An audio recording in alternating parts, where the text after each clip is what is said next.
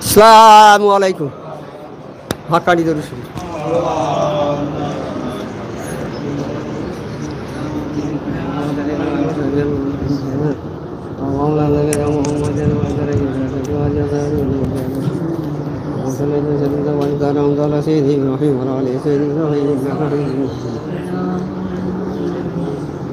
اللهم صل وسلم وبارك على عبدك رسولك الكريم رحمة للعالمين سيدنا مولانا نبينا محمد وعلى آله وصحبه أولاد الدنيا وأزواجه وصحابه وأولاد أمته أجمعين. كما صليت وسلمت وبارك على سيدنا إبراهيم وعلى آل سيدنا إبراهيم إنك حميد مجيد.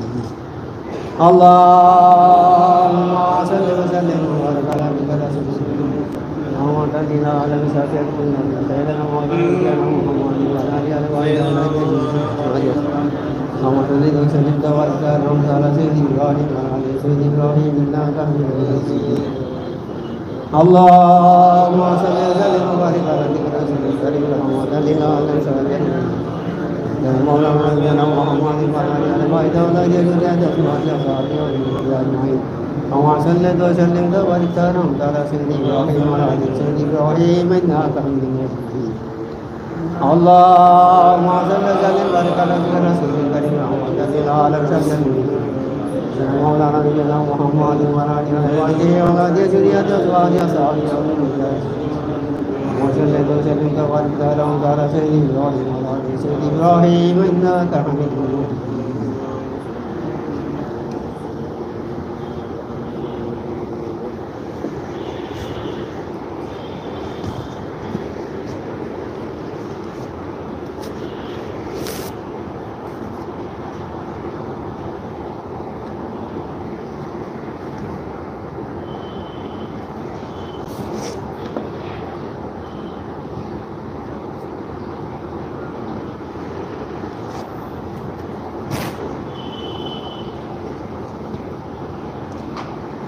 اللهم صل وسلم وبارك على رسول الكريم رحمة للعالمين شفيع المذنبين سيدنا مولانا نبينا محمد وعلى آله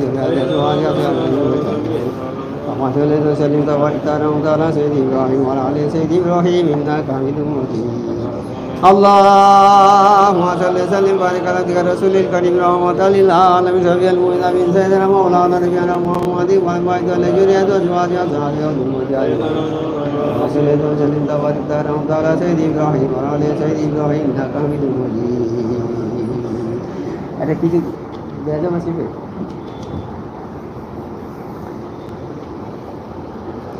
اللهم صل وسلم وبارك على رسول الكريم رحمة للعالمين سيدنا مولانا نبينا محمد وعلى آله وصحبه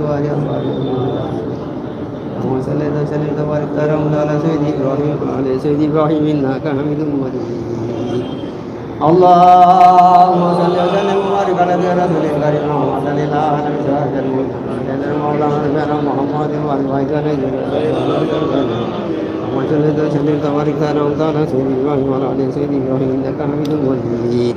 اللهم صل وسلم وبارك على رسول الكريم رحمة للعالمين شفيع المذنبين سيدنا مولانا نبينا محمد وعلى آله ذريته أزواجه وصحبه أمته أجمعين. اللهم صل وسلم وبارك على سيدنا إبراهيم وعلى آل سيدنا إبراهيم إنك حميد مجيد. اللهم صل وسلم وبارك على عبدك رسولك الكريم رحمة للعالمين شفيع المذنبين سيدنا مولانا نبينا محمد وعلى آله ذريته أزواجه وصحبه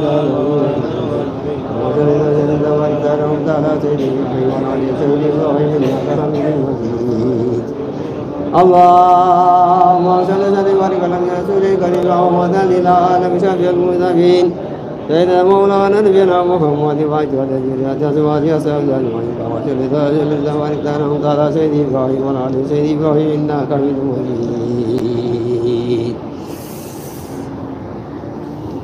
গত রবিবার যে আয়াতটা হয়েছিল 22 নম্বর আয়াত, আজকে সেই আয়াতটা হবে আবার আসবে 22-23 সূরা বনি ইসরাইল 15 পারা আয়াত নম্বর হচ্ছে 23। আউযু বিল্লাহি মিনাশ শাইতানির রাজীম। বিসমিল্লাহির রহমানির রহিম। ওয়া কাদা রাব্বুকা আল্লা তা'বুদু ইল্লা ইয়াহু ওয়া বিল ওয়ালিদাইনি ইহসানান ইম্মা ইয়াবলুগান্না ইনদাকাল কিবারা আহাদুহুমা আও কিলাহুমা ফালা তাকুল্লাহুমা উফিন ওয়ালা তানহারহুমা ওয়া কুল্লাহুমা কাওলান কারীমা।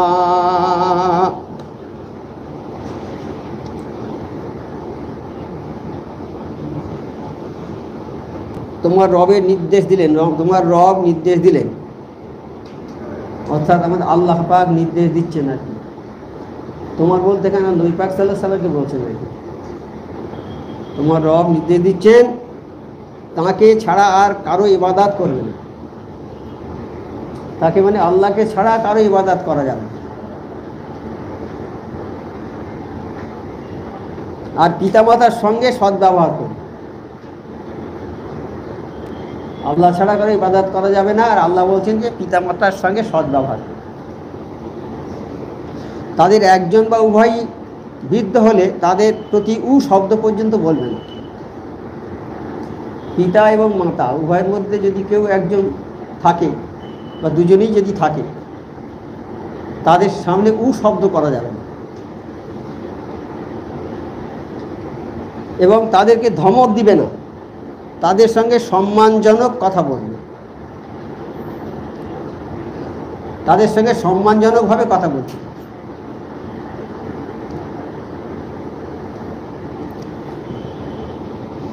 আমার মধ্যে তো কোনো এলেম নেই, মুর্শিদের পায়ে ধুলোর যোগ্যতা আমার নেই, এই মজলিসে বয়ান করার যোগ্যতাও আমার নেই। তবে আল্লাহ যদি, আল্লাহ রসুল মুর্শিদ যদি আমাকে দু একটা কথা বলার তৌফিক দেয়, আপনাদের সে জানা কথাই দু একটা বলে, আর এই বলার মধ্যে যদি ভুল বা কোনো বেয়াদবি হয়ে যায় আল্লাহর ওয়াস্তে ক্ষমা করে দেবে। এই আয়াতে আল্লাহ বলছেন যে আল্লাহ ছাড়া কারো ইবাদত করা যাবে না।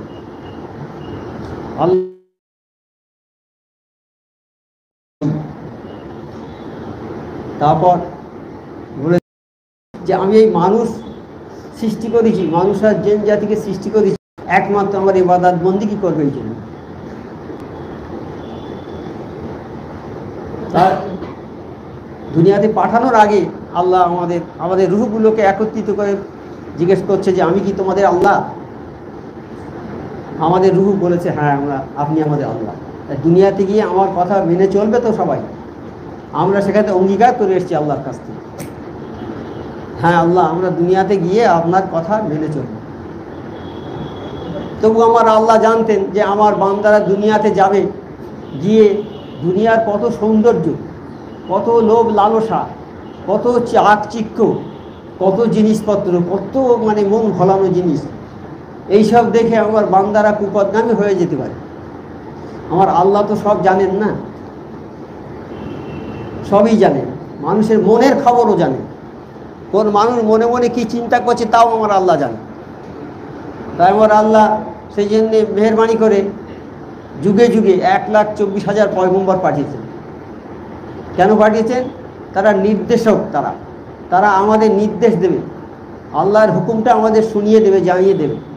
সেই জন্যে 1,24,000 পয়গম্বর পাঠিয়েছেন। আর শেষ নবী হযরত মুহাম্মদ মুস্তাফা সাল্লাল্লাহু আলাইহি সাল্লাম আমাদের নবী, এনাকে শেষের বেলায় পাঠিয়েছে, সর্বশেষ নবী ইনি হচ্ছে নবীদের সর্দার, নবীদের সর্দার। এনার পরে আর কোনো নবী আসবে না। তাই ওনাকে পাঠিয়েছেন এবং ওনার উপরই এই কালাম পাক নাজিল করেছে। আর বলেছে হে নবী তুমি এই কালাম পাকের কথাগুলো সমস্ত মানুষকে, আমার উম্মতদেরকে শুনিয়ে দাও, সবাইকে শুনিয়ে দাও। আর এই কালাম পাকই আল্লাহ বলেছেন যে আমি তোমাদের সৃষ্টি করেছি একমাত্র আমার ইবাদত বন্দেগী করবে। ইবাদত বন্দেগী অর্থাৎ উপাসনা, আরাধনা, পূজা। আমরা আল্লাহর ইবাদত করব, আল্লাহর কাছে সেজদা করব, মাথাটা নত একমাত্র আল্লাহর কাছে করতে হবে। আমি যদি অন্য কোনো জায়গায় গাছের কাছে গিয়ে যদি মাথা নত করি তাহলে আমি শিরকের গুনাহ করব। আল্লাহই সর্বশক্তিমান, তিনি সর্বশ্রেষ্ঠ, মাথাটার নত একমাত্র তাঁরই কাছে করতে হবে।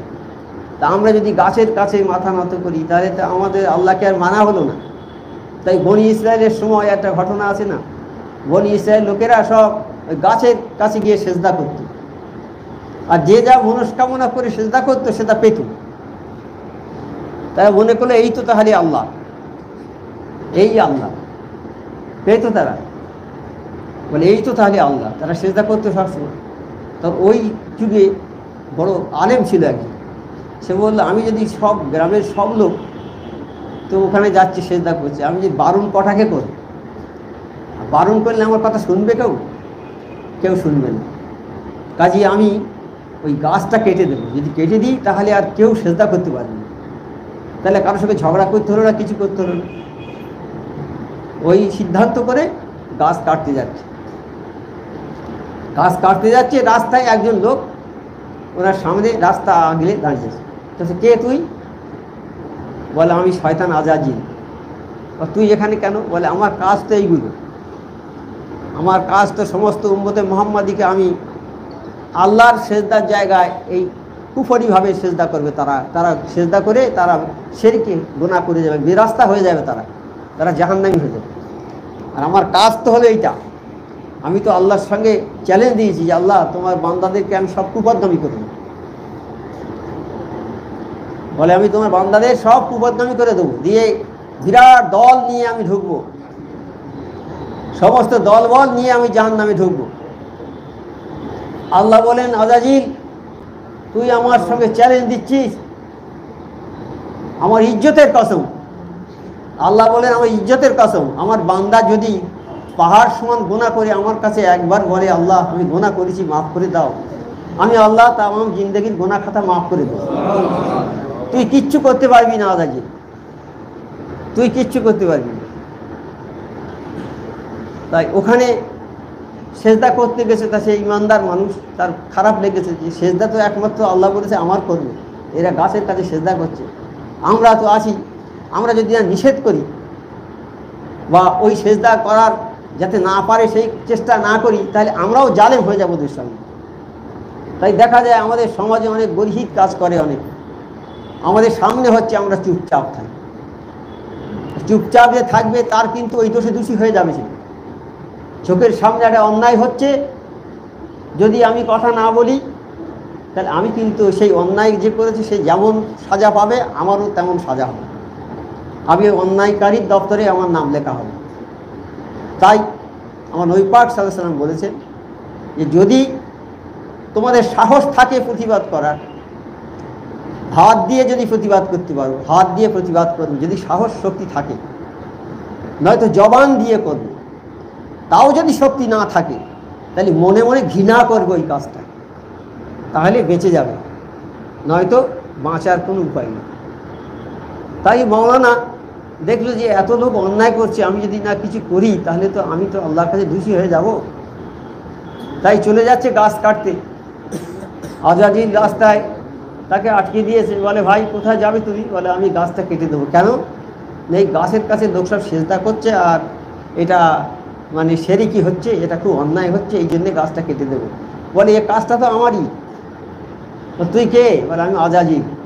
বলে আমার কাজটা হলো এই, সরে যা, আমি গাছ কেটে দেবই। বলছে না যাবেন না।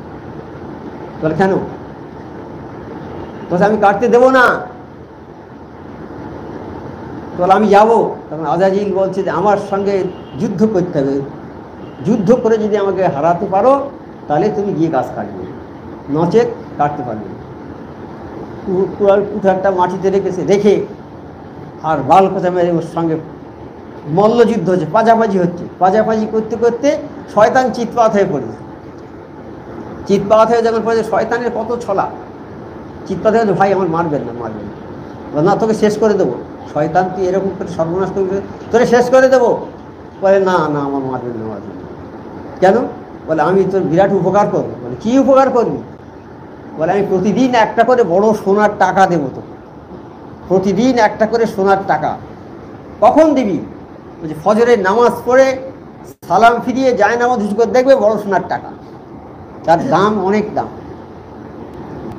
এটা চিন্তা করি, এই বড় বড় মানুষ, আল্লাহওয়ালা মানুষ এই লোভের বশবর্তী হয়ে কুপথগামী হয়ে যাচ্ছে। ঠিক আমাদের সমাজে যাচ্ছে না? লোভের বশবর্তী হয়ে কুপথগামী হয়ে যাচ্ছে। সালানা স্কুল হচ্ছে বাংলাদেশ থেকে পীর ভাইরা এসছে। কত বড় বড় লোক আসে বলতে, কোটি কোটি টাকার মালিক, থাকে কোথায়? চ্যাটাইতে শুয়ে থাকে। তারা চ্যাটাইতে পা দেয় না মনে হয়। তা আমরা যে জায়গা করে দিই ওরকম জায়গায় তারা পা রাখে না, কিন্তু এই দরবারের জায়গাটা কিন্তু অনেক উচ্চতার নিয়ে, এটা ওই জায়গার চেয়ে শতগুণ ভালো, কিন্তু ওরা ওই মাটিতেই পড়ে থাকে। এসেছে সালানা স্কুল হয়ে গেছে, প্রথম এসছেন জীবনে, এসে সালানা স্কুলে চলে যাচ্ছে। যখন নদী পার হয়েছে, নদী তো বাংলাদেশ থেকে নদী পার হতে হয়, নদী পার হয়ে যেমন নেমেছে একটা ছেলে দৌড়ে আসছে, চাচা খুব সুখবর সুখবর। বলে কী সুখবর বাবা?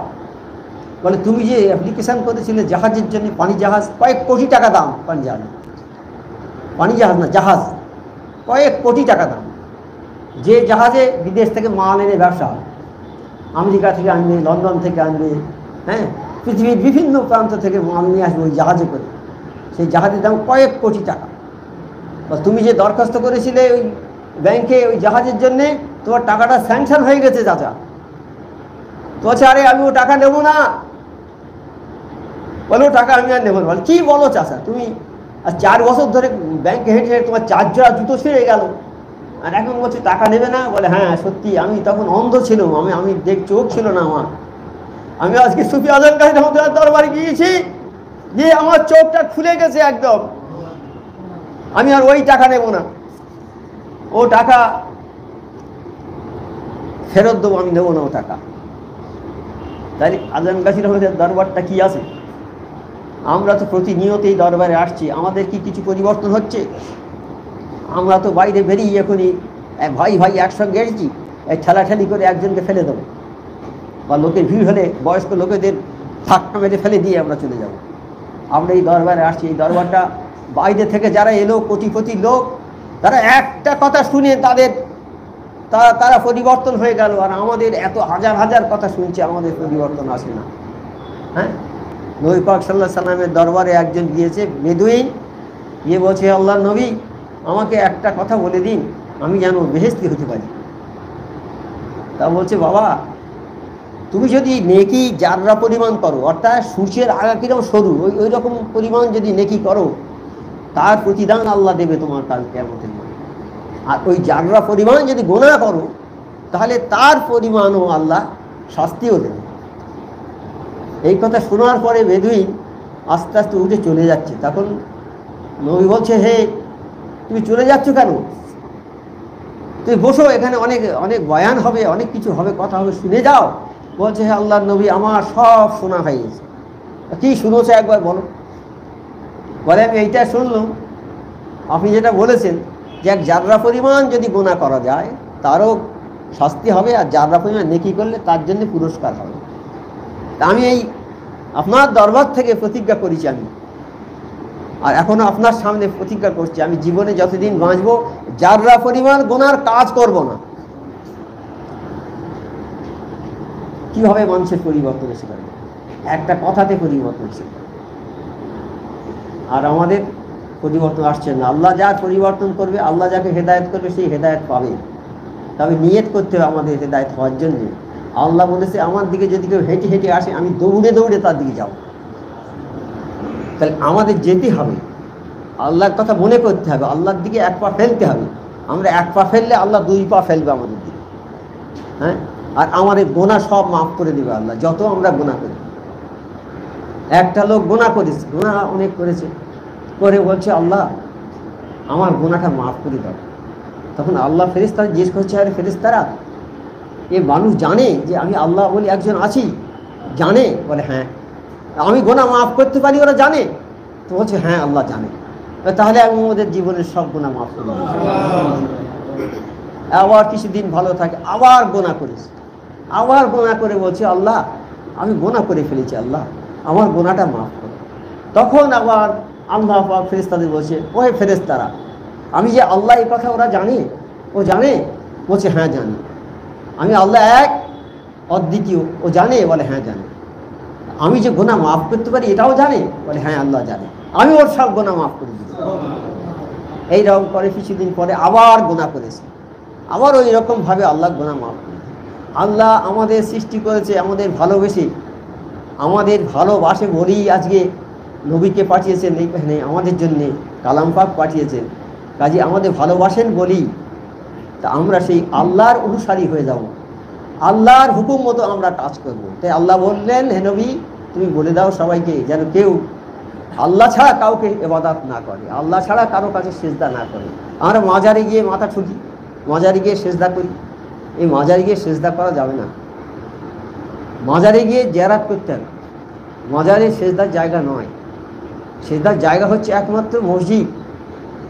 মসজিদ যেখানে গিয়ে নামাজ হয়। যখন আমরা সেজদা করি মসজিদে গিয়ে, তখন আমাদের সেজদাটা পাটির উপরে পড়ে, কিন্তু ওটা পাটির উপরে পড়ে না, ওটা পড়ে আল্লাহর কুদরতি পায়ের উপরে। আমাদের সেজদা আল্লাহর কুদরতি পায়ে আমরা সেজদা করি। তা সেজদা যখন আমরা করি তখন আল্লাহর খুব কাছাকাছি হয়ে যায়, আল্লাহর খুব কাছাকাছি হয়ে যায়, আল্লাহ খুব খুশি হয়ে যায়। তাই আল্লাহ বলছে যে তোমরা সেজদা একমাত্র আমাকেই করবে, আমার ছাড়া অন্য কারো করবে না। আর তারপরে বলেন তোমার মা বাপের সেবা করবে, মা বাপের সম্মান করবে। আল্লাহর পরে হচ্ছে মা বাপের স্থান। হ্যাঁ, আল্লাহর পরেই মা বাপের স্থান। আল্লাহকে যদি তুমি ভালোবাসো, আল্লাহর জন্য যদি শুকরগুজারি করো, আল্লাহ বলেছে সূরা লোকমানে বলেছে, সূরা লোকমানে বলেছে নিজের শুকরের সাথে পিতামাতার শুকর করবে। তুমি আমার শুকর করবে, আল্লাহ আমার শুকর করবে, তোমরা সেই সঙ্গে তোমার পিতামাতার শুকর করবে। আল্লাহকে আমরা যেমন ভালোবাসবো আমার মা বাপকে সেরকম শ্রদ্ধা করতে হবে। হ্যাঁ, তাই বলে সেজদা করা যাবে না মা বাপের। মা বাপ হচ্ছে আল্লাহর পরে স্থান হলেও সেজদার অধিকারী একমাত্র আমার আল্লাহ। তাই তুমি তোমার পিতামাতার হক আদায় করো এবং তোমার পিতামাতার সহিত সৎ ব্যবহার করো। প্রথমটা আল্লাহর কাছে সেজদা করতে হবে, আল্লাহর কাছে মাথা নিচু করতে হবে। আর দ্বিতীয় হচ্ছে তোমার পিতামাতার সঙ্গে সৎ ব্যবহার করো। তাই হাদিসে এসেছে, ইমাম কুরতুবী বলেন এই আয়াতে আল্লাহ তাআলা পিতামাতার আদব সম্মান এবং তাদের সাথে সদ্ব্যবহার করাকে নিজের ইবাদতের সাথে একত্রিত করে ফরজ করেছে। আমরা যেমন নামাজ ফরজ, না করলে গুনাহ হয়, সেই রকম এই আয়াতটায় এই হাদিসে বলছে যে এই পিতামাতার এবং পিতামাতাকে সদ্ব্যবহার করাকে নিজের ইবাদতের মতো ফরজ করে দিয়েছে। তাহলে আমরা সেই পিতামাতাকে কিরকম সেবা করি? পিতামাতা বয়স হয়ে গেছে তাদের আমরা বৃদ্ধাশ্রমে পাঠাই, আর বাড়িতে যদি থাকে তাদের সঙ্গে সদ্ব্যবহার করি, সদ্ব্যবহার করিনি তাদের সঙ্গে খারাপ ব্যবহার করি। তা আমি যদি আমার পিতার সঙ্গে খারাপ ব্যবহার করি, তা তুমি যে ব্যবহারটা করছো বাবা তুমি লিখে রেখে দাও খাতায়, এর চেয়ে আরও জঘন্য ব্যবহার তোমার ছেলে তোমার সঙ্গে করবে। এটা তোমার পাওনা তোলা রয়েছে, এই নষ্ট হবে না, এটা পাওনা তোমার। তুমি যে তোমার বাপের সঙ্গে এরকম খারাপ ব্যবহার করছো, বৃদ্ধ অবস্থায় তাদের কোনো উপায় নেই, অবলম্বন নেই, একমাত্র অবলম্বন তোমরা। বৃদ্ধ বয়সে তার ছেলেরা অবলম্বন, তারা দেবে তবে খাবে, তারা কাপড় দেবে তবে পরবে, তারা হাসি মুখে কথা বলবে তবে তার আব্বা সন্তুষ্ট হবে, আব্বার আত্মীয় স্বজনরা এলি তাদের সেবা যত্ন করবে তবে তবে আব্বা খুশি হবে। কিন্তু আব্বার আত্মীয়রা এলে আমরা তাদের দিকে কেয়ার করব না, তাদের দিকে কেয়ার করব না, যা রান্না হয়েছে তাই খেয়ে যা। আর আমার যদি আসে শ্বশুর শাশুড়ি তাদের জন্য স্পেশাল ব্যবস্থা করবে। তা তুমি লিখে রেখে দাও খাতায়, তোমার ছেলেরা তোমার জন্য এরকম করবে। তোমার বাপ যদি বৃদ্ধাশ্রম পায়, তুমি বৃদ্ধাশ্রমও পাবে না, রাস্তায় রাস্তায় তোমার ভিক্ষা করে খেতে হবে। তুমি এটা বুঝতে পারছো না? আজকে যে গরিব খেটে খায়, কালকে সে হবে আমির। আল্লাহর খেলা চোখের সামনে আমাদের এই 70-72 বছর বয়সে আমরা দেখেছি। আমাদের সমসাময়িক যারা বিরাট কোটিপতি লোক ছিল, এখন তাদের কিছু নেই। আবার তাদের বাড়িতে যারা কর্মচারী ছিল, রাখাল ছিল, যারা কাজ করত, তারাই এখন তাদের মতো ধনী হয়ে গেছে। তাহলে এটা আপনারা দেখেননি? সবাই দেখেছে। তা এটা আল্লাহর নিয়ম, এটা দুনিয়ার নিয়ম। আজকে যে আমির, কাল সে ফকির হবে। কাল যে ফকির আছে, আজকে যে ফকির আছে, সে একদিন আমির হবে। তা আজকে তুমি আমির হয়েছো, কার দৌলতে হয়েছো? তুমি তোমার বাপ মা দৌলতে হয়েছো। তোমার বাপ মা তোমাকে পেটে ধরেছে, 10 মাস পেটে রেখেছে। তুমি কি রাখতে পারবে? তোমার সে ক্ষমতা নেই, রাখার সে সুযোগও নেই, আর সে ক্ষমতাও নেই। তুমি রাখতে পারবে না। ওই যে মা রেখেছে 10 মাস পেটে, ওর কি বদলা তুমি দেবে মাকে? কিছু দিতে পারবে? ওর কোনো বদলা হবে না। কি দেবো? এই চোখটা ডিস্টার্ব করছে, পানি আসছে। তা কি বদলা দিতে পারবে? কিছু? লক্ষ লক্ষ টাকা দিয়ে যদি মসজিদ করে দাও, মার 1 ফোঁটা দুধের ঋণ শোধ করা যাবে না। আর একজন লোক হজে যাবে, সারা গ্রামের লোকের কাছে গিয়ে হাতে হাতে ধরে বলছে, ভাই যে যেমন সম্পর্কের লোক তার কাছে গিয়ে বলছে, আমাকে ক্ষমা করে দেন, আমি একটু হজে যাব, যদি আপনাদের কাছে কোনো দোস্তুরি করে থাকি আমার মেহেরবানি করে মাফ করে দেন। আমাদের যারা হাজি ভাই দেখেন আছেন, হজে যাওয়ার আগে তো এরকম করেছেন, তো সবার কাছে গিয়ে করেছেন না? বলতে হয়, কারো কাছে যদি অন্যায় করে থাকি, সেই অন্যায় আল্লাহ মাফ করবে না। আল্লাহ মাফ করবে না। যার কাছে অন্যায় করেছি সে যদি মাফ করে তাহলে আল্লাহ সব কিছু করতে পারেন, কিন্তু তবু একটা প্রসিডিওর করে দিয়েছে। আমি যার প্রতি অন্যায় ব্যবহার করেছি তার হাত ধরে ক্ষমা চাইতে হবে, তাহলে আমি বেঁচে যাব, নচেত আমার বাঁচার আর কোনো উপায় নেই। তা এবার গিয়ে হজে যাবে, সারা দেশের লোকের কাছে গিয়ে হাতে ধরে পায়ে ধরে সবাইকে কাছ থেকে দোয়া নিয়ে বাড়ি এসেছে। এসে মাকে বলছে, মা আমি তো হজে যাব, তা আমার সব ঠিকঠাক হয়ে গেছে, শুধু আপনার পারমিশনটা বাকি আছে। আপনি যদি যাওয়ার অনুমতি দেন তাহলে আমি হজে যাব। মা বলছে, বাবা তুই যে হজে যাবি, কিন্তু আমি তো অনেক আগে থেকে হজে যাওয়ার নিয়ত করে রেখেছি। তাহলে মা, তোমার তো এই অবস্থা, তুমি উঠতে পারো না, শয্যাশায়ী, তুমি কি করে হজে যাবে? বলছে, আমার নিয়ে যেতে হবে বাবা হজে, আমি তোমার অনুমতি দেবো না হজে যাওয়ার, আমার না নিয়ে গেলে অনুমতি পাবে না। তখন বলছে, আচ্ছা মা, আলহামদুলিল্লাহ, তোমাকে নিয়ে হজে যাব। মাকে পিঠে বেঁধে নিয়ে হজে চলে গেল। হজে গিয়ে প্রথমে তোয়াফ করতে হয়, কাবা শরীফ তোয়াফ করতে হয়। কাবা শরীফে 7 বার প্রদক্ষিণ করতে হয়। এরকম হাজি ভাইরা যারা গিয়েছেন তারা জানেন, দেখেছেন, তারা সচক্ষে কাবা শরীফে তোয়াফ করেছেন। হাজারে আসহাত পাথর আছে, তাতে চুম্বন করতে হয়। তারপরে ওখানে মাকামে ইব্রাহিমের কাছে 2 রাকাত ওয়াজিবুত তাওয়াফ নামাজ পড়তে হয়। তারপরে জমজমের পানি খেতে হয় একটু দূরে গিয়ে, খেয়ে তারপরে সাফা মারোয়া পাহাড়ে গিয়ে, সাফা পাহাড়ে উঠে ওখানে কাবা শরীফের দিকে দোয়া চাইতে হবে। দোয়া চাওয়ার পরে ওই ট্র্যাক লাইন আছে যেখান থেকে শাহী হবে, শাহী অর্থাৎ দৌড়ানো হবে, সাফা থেকে মারোয়া পর্যন্ত দৌড়ে যেতে হবে। সাফা পাহাড় থেকে মারোয়া পাহাড় দৌড়ে যেতে হবে 7 বার। মা হাওয়া আলাইহিস সালাম, উনি ওই ইসমাইল আলাইহিস সালাম যখন ওই পানি পিপাসায় কাতর হয়ে কাঁদছিল যখন, সেই সময় উনি ওই পানির জন্য ছুটে ওই পাহাড়ের দিকে গিয়েছে। দেখে সাফা পাহাড়ে গিয়ে দেখে মারোয়া পাহাড়ের দিকে যেন পানি ছলছল করছে। আবার সাফা থেকে মারোয়ায় ছুটে দৌড়ে গিয়েছে, দেখে সেখান থেকে দেখে আবার মারোয়া পাহাড়ের দিকে, সাফার দিকে পানি ছলছল করছে। অর্থাৎ মরিচিকা বালি আর সূর্যের তাপে এমন একটা জিনিস সৃষ্টি হয়। আমরা দেখেছি, ওই রামধনু সৃষ্টি হয়ে আমরা দেখেছি তো। তা ওই সূর্যের তাপে আর বালি, এতে ওই পানির মতো যেন ছলছল করে, ওটাকে বলে কি বলে? মরিচিকা, মরুভূমির মরিচিকা ওটা। ওই মরিচিকার জন্য পানি আছে বলে মরুভূমিতে যারা ভ্রমণ করে তারা ওই পানির জন্য ছোটে, যত যাবে তত ওই সরে এগিয়ে যাবে, ওর কুল কিনারা পাবে না। আর মরুভূমি তো সীমাহীন প্রান্ত, শুধু বালি আর বালি। তা মা হাওয়া আলাইহিস সালাম ওই সাফা থেকে মারোয়া 7 বার দৌড়েছেন, সেই জন্যে ওখানে। আর ওই দৌড়টা যে ওই 7 বার দৌড়েছিলেন, হাজেরা মা 7 বার দৌড়েছিলেন। তা আল্লাহর ওই দৌড়টা খুব পছন্দ লেগেছিল, খুব ভালো লেগেছিল, সেই জন্য ওখানে হাজিদের দৌড়িতে হয়। দৌড়িতে হয় মানে এখন ইয়ে করে দিয়েছে, লাইট থাকবে, খানিকটা হেঁটে গিয়ে এই কিছুটা রাস্তা একটু জোরে যেতে হবে, এই দৌড়িতে হয়। এবার উনি ওখান থেকে পানি যখন পেলেন না, তখন এসে দেখে ইব্রাহিম আলাইহিস সালামে যে পা ঠুকছিল, ওই পা ঠোকাইতে কুয়া সৃষ্টি হয়ে গেছে, পানি চলে যাচ্ছে চারদিক থেকে, বন্যা পানি বেরোচ্ছে, পানি উঠছে ভেতর থেকে, ওই হচ্ছে জমজম কূপ, ওইটাই জমজম কূপ হয়েছে, ওই জমজম কূপ।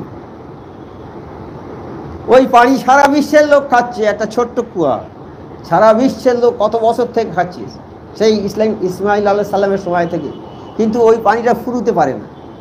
এত মানে আল্লাহর রহমতের পানি, আল্লাহর রহমতের ভান্ডার কখনো কেউ শূন্য করতে পারবে না। এত মাল আমাল আমার আল্লাহর ভান্ডারে আছে। যদি সারা বিশ্বের মানুষ যদি চায় একত্রিত হয়ে আল্লাহর কাছে বলে, আল্লাহ আমাদের যে যে বিভিন্ন রকমভাবে চাইবে, কেউ বলে আমার এটা দাও, কেউ বলে ওটা দাও, কেউ বলে এটা দাও, বিভিন্ন রকম মানুষ বিভিন্ন জিনিস চাইবে, আল্লাহর কাছে চায়। আর সারা পৃথিবীর মানুষের যদি আল্লাহ সবাইকে দেয়, যে যা চায় সবাই যদি আল্লাহ দিয়ে দেয়, তাই আল্লাহর ধনভাণ্ডারে কতটুকু খালি হবে।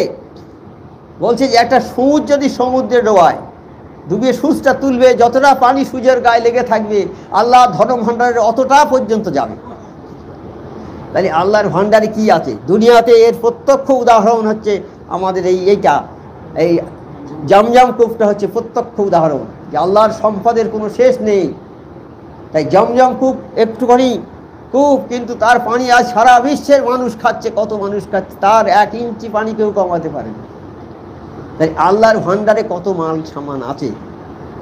আল্লাহ এই পৃথিবী সৃষ্টি করেছে, আমাদের সৃষ্টি করেছে। তাই এইবার আল্লাহ বললেন যে তোমরা আমার ছাড়া কারো ইবাদত বন্দিগি করবে না, আমার ইবাদত বন্দিগি করবে। তাই আল্লাহ বলেছেন যে আমি তোমরা আমাদের সেজদা করবে, তোমরা আমাদের ইবাদত বন্দিগি করবে বলেই তোমাদের সৃষ্টি করেছি। আমি অনর্থক সৃষ্টি করি, আমার ইবাদত বন্দিগি করবে। কিন্তু আমরা যদি সেই আল্লাহর ইবাদত বন্দিগি না করি, তাহলে আল্লাহ কি সন্তুষ্ট হবেন? আল্লাহ অসন্তুষ্ট হয়ে যাবে না। বারবার বলে দিচ্ছে যে আমার ইবাদত বন্দিগি করে, সেই সঙ্গে তো মা বাপের সেবা যত্ন করতে হবে। তাই সূরা লোকমানে নিজের শকরের সাথে পিতামাতার শকরকে একত্রিত করে অপরিহার্য করেছেন। অর্থাৎ সেখানে বলেছে লোকমান তুমি আমার শকর গুজারি করো এবং সেই সঙ্গে তোমার মা বাপের শকর গুজারি করো।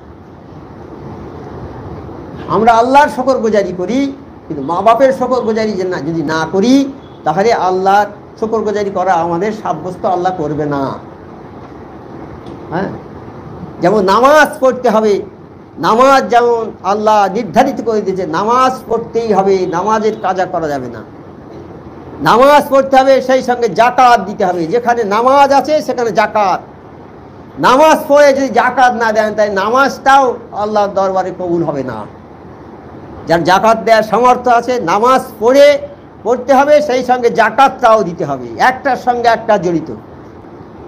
সেই রকম আল্লাহর সঙ্গে মা বাপ জড়িত হয়ে আছে। আল্লাহর সঙ্গে তুমি আল্লাহর শকর গুজারি করো, সেই সঙ্গে তোমার মা বাপের শকর গুজারি করো। তা মা বাপের শকর গুজারি যদি না করা হয়, তাহলে তোমার কি হবে? তোমার কিছুই হবে না। তা মা বাপের কিছু হবে না, বলা হয়েছে আমার শকর গুজারি করো, তোমার পিতামাতার শকর গুজারি করো।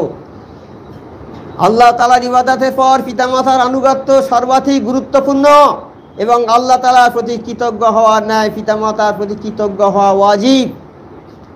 সহিহ বুখারী হাদিসে কোনো এক ব্যক্তি রাসূলুল্লাহ সাল্লাল্লাহু আলাইহি ওয়াসাল্লামকে প্রশ্ন করল, আল্লাহর কাছে সর্বাধিক প্রিয় কাজ কোনটি? তিনি বললেন, সময় হলে নামাজ পড়া। নামাজের সময় হলে নামাজটা পড়ো। আর আবার প্রশ্ন করলে এরপর কোন কাজটি সর্বাধিক প্রিয়? তিনি বললেন, মাতার সহিত সদ্ব্যবহার করা। তাহলে নবী পাক সাল্লাল্লাহু আলাইহি ওয়াসাল্লাম বললেন সর্বশ্রেষ্ঠ কাজ হচ্ছে নামাজ পড়া।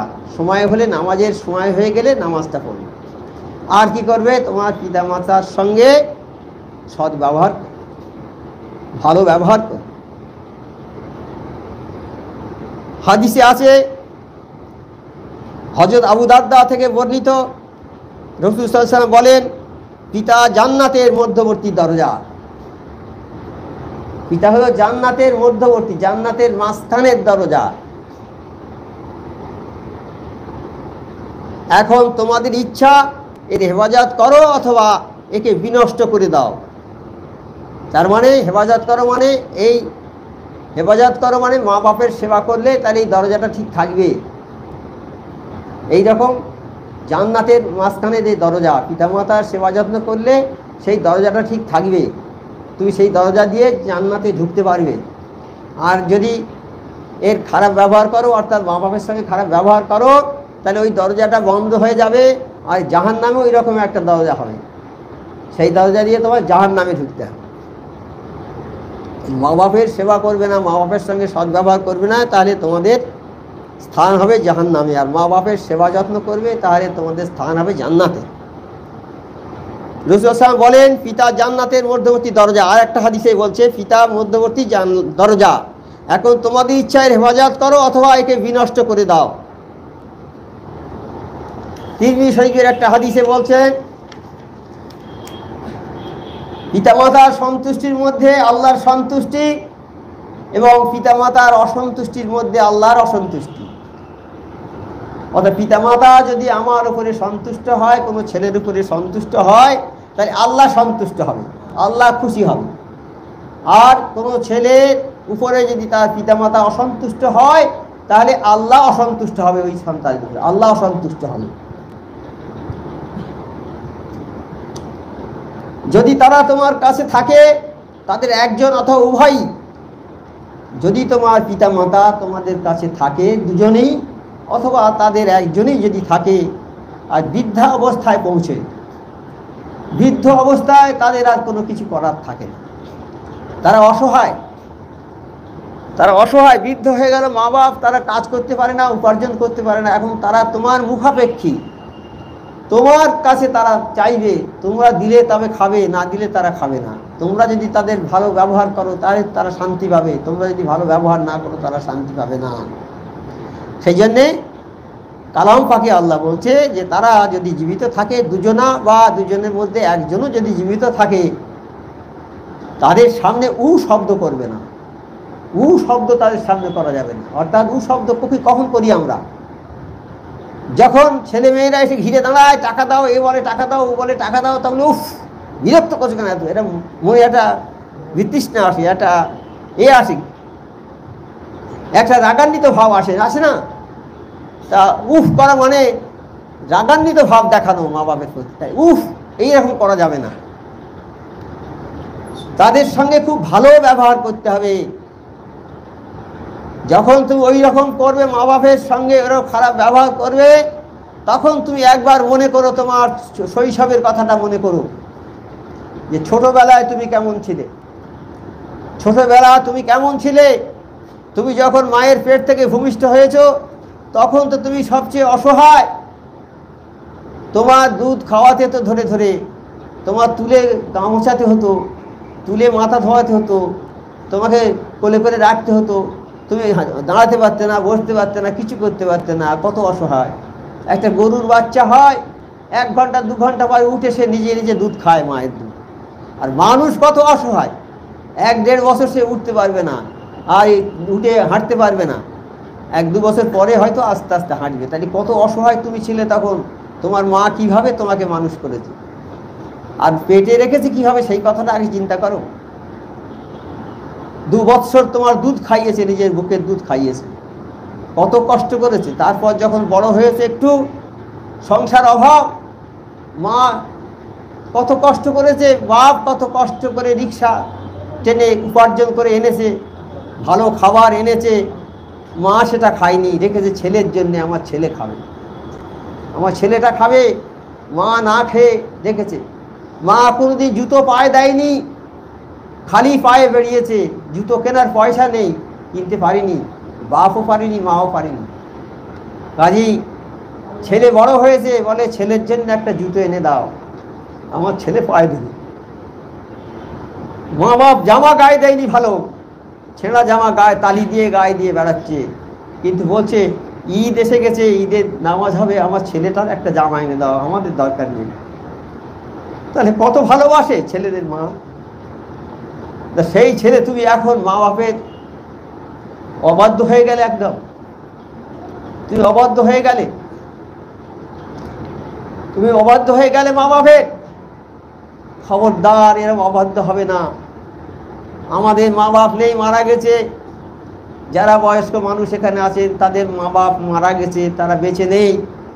আজকে যদি মা বাপ বেঁচে থাকতো তাহলে আমরা তাদের একটু খেদমত করতে পারতাম। তো যাদের বাপ মা বেঁচে আছে তাদের নসিব হচ্ছে খুবই বুলন্দ নসিব, তাদের নসিব খুবই বুলন্দ। তারা আজই গিয়ে মার পায়ে জড়িয়ে ধরে ক্ষমা চাইবে, মা যদি কোনো ভুল করে থাকি মাফ করে দাও, মা আমাকে মাফ করে দাও, আমি তোমার কাছে যদি কিছু ভুল করে থাকি। তাহলে সেই সন্তানটা নাজাত পেয়ে যাবে, সেই সন্তানটা জান্নাত পেয়ে যাবে। মায়ের পায়ের তলায় জান্নাত। মাকে খুশি করতে পারলে আল্লাহ খুশি হয়ে যাবে। আল্লাহ খুশি হয়ে গেলে জান্নাত তো তোমাকে দেবেই আল্লাহ, কোনো ভুল নেই। তাই কোনো ছেলে যদি একবার স্নেহ ভরে মায়ের দিকে তাকায়, তা নবী পাক সাল্লাল্লাহু আলাইহি ওয়াসাল্লাম বলছেন যে একটা হজের সওয়াব হবে, মকবুল হজের সওয়াব। যে হজের মকবুল হজ বলতে যে হজটা কবুল হয়ে গেছে আল্লাহর দরবারে, সেই রকম একটা হজের সওয়াব পাবে যদি মায়ের দিকে শুধু স্নেহ ভরে তাকায়। তাই মকবুল হজ, যারা হাজিরা হজ করে আসে তাদের যে হজ কবুল হয়ে যায়, সেই হজের মূল্য, একটা হজের মূল্য সারা পৃথিবীর সম্পদ দিলেও হবে না। সেই হজের মূল্য কি? একমাত্র জান্নাত। যে হাজির হজ কবুল হয়ে গেছে তার জন্য জান্নাত নির্ধারিত হয়ে গেছে, তার পুরস্কার হচ্ছে জান্নাত। তা সেই রকম তুমি মায়ের দিকে একবার চাইবে, তুমি একটা মকবুল হজের সওয়াব হয়ে যাবে। সাহাবারা বলে, হে আল্লাহর নবী, যদি কোনো মানুষ 100 বার চায়, ওই স্নেহ ভরে মায়ের দিকে 100 বার তাকায়, বলে 100টা হজের সওয়াব পাবে। তাহলে 100টা হজ আমার মায়ের ঘরে বসে আছে, 100 কেন, কোটি কোটি হজ ঘরে বসে আছে। আমার মা আছে যখন, কোটি কোটি হজের মালিক। মাকে যদি সেবা যত্ন করতে পারি, আমি হজের সওয়াব পেয়ে যাব, আমার জন্য জান্নাত। আর জান্নাতের দুটো দরজা আছে, একটা মা আর একটা আব্বার জন্যে। মার আব্বাকে সেবা করব, দুটো দরজা দিয়ে তুমি জান্নাতে ঢুকে যাবে। আর মা বাপের সেবা করবে না, জাহান্নামে দুটো দরজা আছে, সেই দরজা দিয়ে জাহান্নামের মধ্যে ঢুকে যাবে। তাহলে আমাদের উচিত কি হবে? আমাদের যাদের মা বাপ আছে, মা বাপকে সেবা যত্ন করতে হবে। ভুল জীবনে অনেক হয়ে গেছে, মা বাপের উপরে অনেক খারাপ কথা বলেছেন। এখন যাদের মা বেঁচে আছে, বাড়িতে গিয়ে 2 পায়ে জড়িয়ে ধরবেন, ধরে বলবেন, মা আমাকে ক্ষমা করে দাও, আমি অন্যায় করেছি তোমার কাছে। যতক্ষণ না মা মাফ করে দেবে ততক্ষণ পা ছাড়বেন না, পা ধরে রাখবেন, তাহলে নাজাত পেয়ে যাবেন। এটা করবেন সবাই, এটা করতে হবে। সুযোগ যাদের আছে, যাদের মা বাপ নেই, তাদের জন্যে নামাজ পড়ে তাদের মা বাপের জন্য দোয়া চাইতে হবে। আল্লাহ, মা বাপের জন্য দোয়া চাইতে হবে। আমার মোর্শেদ সুফি সাবল সিংহপুরী হুজুর কেবলা রহমতুল্লাহ বলেছেন যে একজন এসে বলছে, হে আল্লাহ, হে আমার মোর্শেদ, এই দরবার এসে শুনলাম যে মা বাপের খেদমত না করলে সে ছেলে জাহান্নামী হবে, কিন্তু আমরা তো মা বাপের খেদমত করতে পারিনি, আমার মা বাপ মরে গেছে, এখন কি করব? বলে, বাবা তুমি নামাজ পড়ে তোমার মা বাপের জন্য দোয়া করে দেবে, হে আল্লাহ আমার মা বাপকে জান্নাতি করো, আল্লাহ তাদের গুনাহ মাফ করে দাও। আর হালাল পয়সা হলে মাঝে মাঝে ওরসুকুল করে দেবে, তাহলে তোমার মা নিষ্কৃতি পেয়ে তোমার মা তোমাদের উপরে খুশি হবে, মা আব্বা খুশি হয়ে যাবে তোমাদের উপরে। আর মা বাপের আত্মীয় স্বজন যারা আছে তাদের সঙ্গে ভালো ব্যবহার করবে। মা বাপের আত্মীয় স্বজন যারা বেঁচে আছে, যেমন আমার মায়ের আত্মীয় স্বজন, মায়ের ভাইয়েরা, মায়ের বোনেরা, মায়ের ভাইপোরা, এরা বেঁচে আছে সব, এরাই হলো মায়ের আত্মীয়। এরা এলে এদের সঙ্গে খুব ভালো ব্যবহার করতে হবে, তাহলে তোমার মার সঙ্গে ভালো ব্যবহার করার সমান হবে। আর তোমার খালা যদি থাকে তাদের সঙ্গে ভালো ব্যবহার করবে, তাদেরকে কাপড় চোপড় কিনে দেবে, রোজার সময় তাদের সেহরি ইফতারি পাঠাবে, ঈদের সময় তাদের কাপড় দেবে, তাদের বাড়িতে এনে দাওয়াত করে ভালো করে খাওয়াবে। মাকে যেমন যত্ন করতে খালাকে সেই রকম যত্ন করবে, তাহলে তোমরা নাজাত পেয়ে যাবে, আর মা খুশি হবে তোমাদের উপরে। আমার নবী পাক সাল্লাল্লাহু আলাইহি সাল্লাম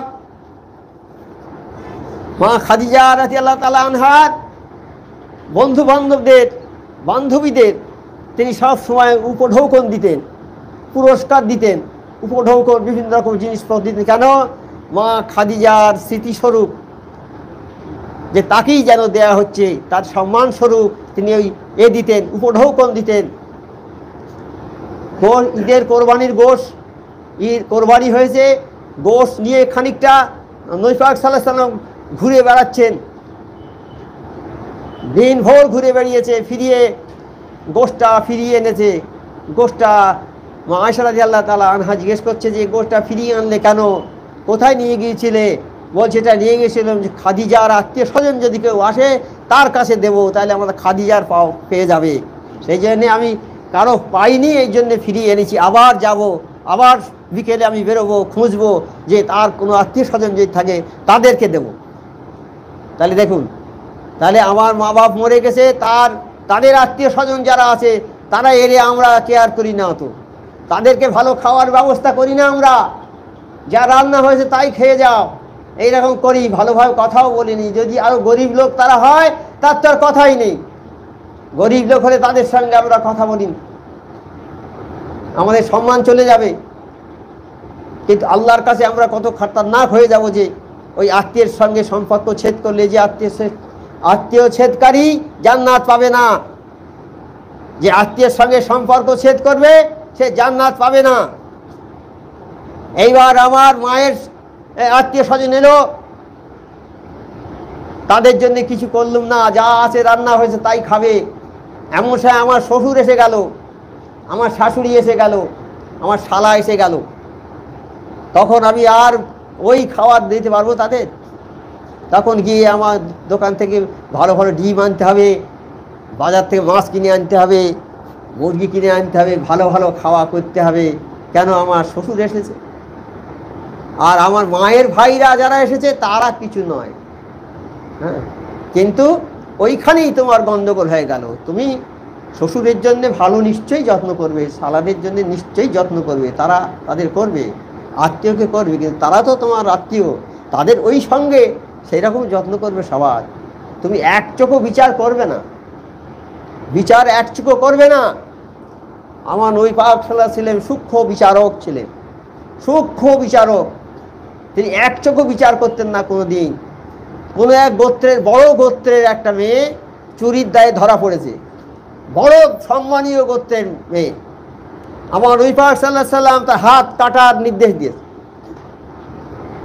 তখন সাহাবাদের কাছে এসে সেই গোত্রের লোক বলছে, কি হবে যদি এই মেয়েটার হাত কাটা হয়? আমাদের বংশের একটা বিরাট বদনাম হয়ে যাবে, আমরা তো আরবের বড় একটা গোষ্ঠী, সম্মানীয় গোষ্ঠী, তা এই মেয়েটার হাত যদি কাটা হয়ে যায় তাহলে আমরা তো সব নিচু হয়ে যাব, আমাদের গর্দান নিচু হয়ে যাবে, কি হবে? এইটা বলে নবী পাক সাল্লাল্লাহু আলাইহি ওয়াসাল্লামকে বলে একটু ঠিক করা যাবে না?